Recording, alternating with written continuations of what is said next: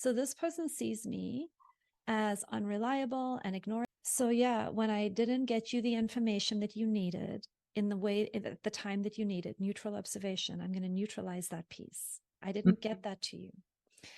You began thinking that I'm ignoring you, that I'm unreliable, that it creates a lot of distress for you. You want to be able to trust that I'm going to get things to you.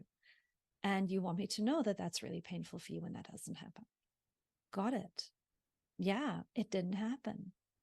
I didn't get it to you.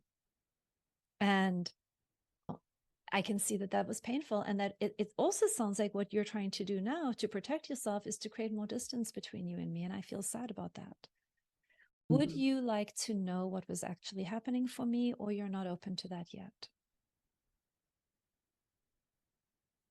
So first, I'm going to fully receive their experience, and I'm going to work with the part of me that can get defensive about my identity.